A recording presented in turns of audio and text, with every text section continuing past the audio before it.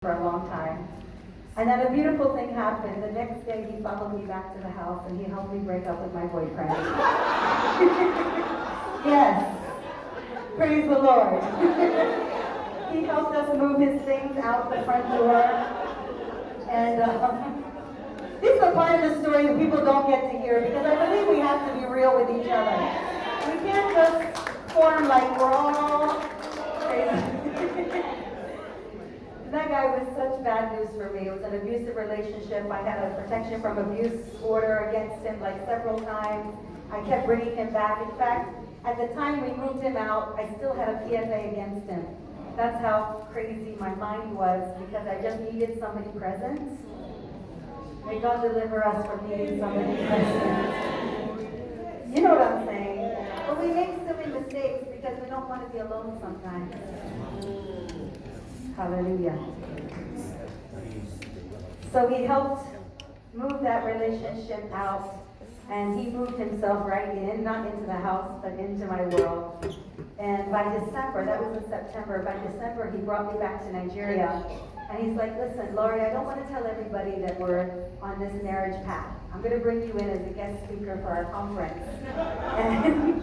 And I want you to, just do the guest speaker thing, spend Christmas with us. I said, you don't bring guest speakers for Christmas, man. And he's like, no, I need you to be around the family, around the church. And so we did. And he knew then when I went back that I felt like Nigeria was my home. It's where I belonged. I loved everyone that I was with. Everyone that I was with, for the most part, loved me. And it was just like, this is what we're supposed to do. And then by October so it was just about 13 months, from the September 11th event to October of the next year, we were married, and I became Mrs. Betty.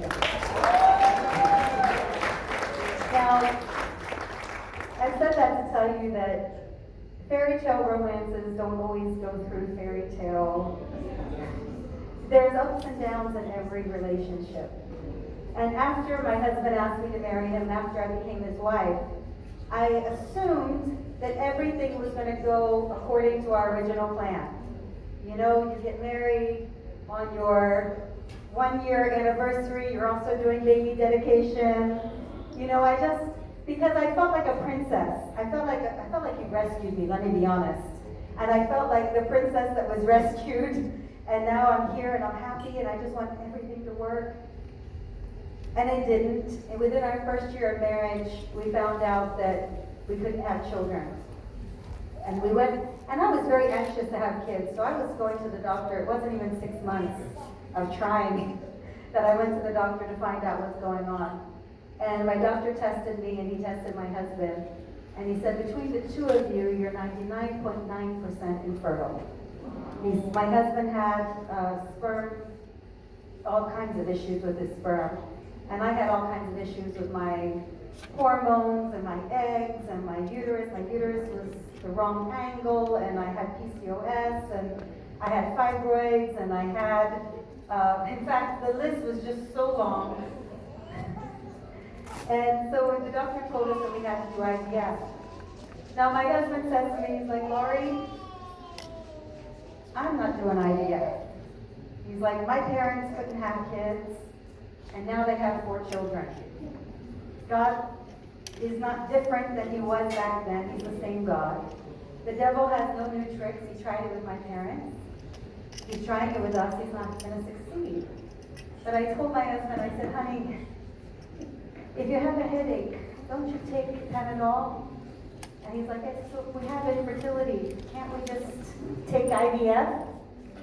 And he kept saying that's not what he wanted to do.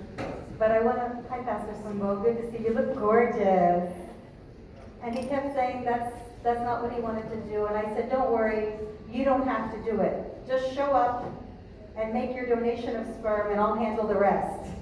And so I had been involved in real estate and in a lot of different investment opportunities before I was married.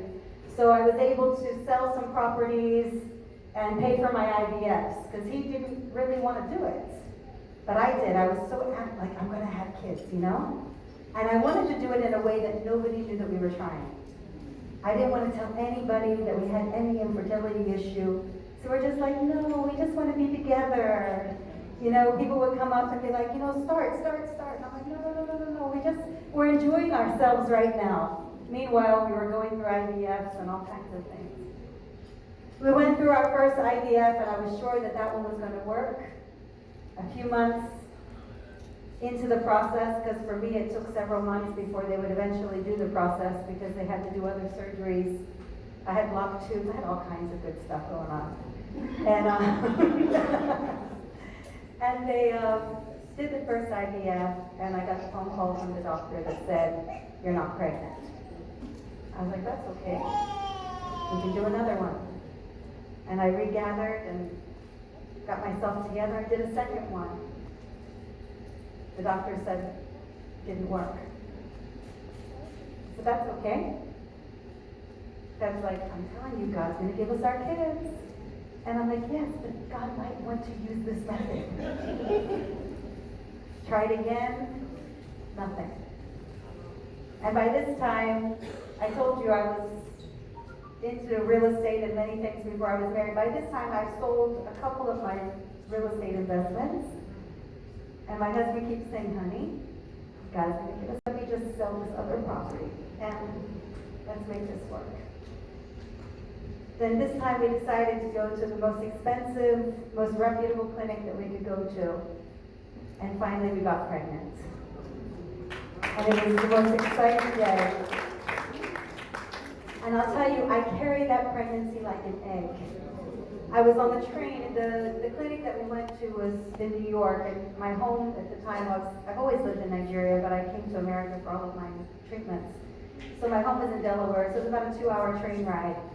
And I remember when I got my positive pregnancy test news, I remember taking pillows with me in faith that I was going to get good news. And I got the good news, and I put a pillow under my back and a pillow on my side. And I literally rode on the train with my legs up in the air like I want the baby to fall right out.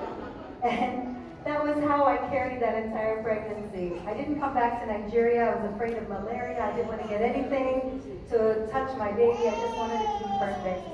And truly, I had a very beautiful pregnancy. And on July 3rd of 2007, I gave birth to a handsome baby boy. Praise the Lord. And his name, we called him Benson Andrew Osarume Victor Idahosa. In fact, he had all the names in the book.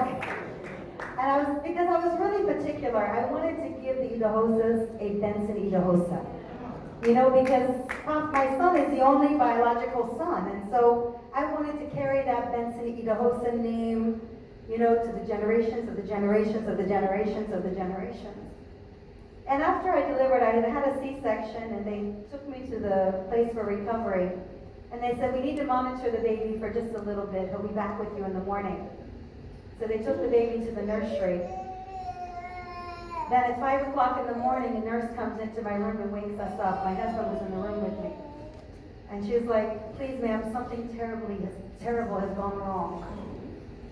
You need to quickly come down to the NICU. And I'm like, what do you mean? Because of the CS, I was still a bit out of it. And so she was like, I'm going to put you in a wheelchair. We're taking you down right away. I was like, let me brush my teeth. She said, no. You need to come downstairs right away. And my heart was just beating out of my chest. Like, what is this? I got down to the NICU. And at a time before I was married, I was involved in emergency medicine.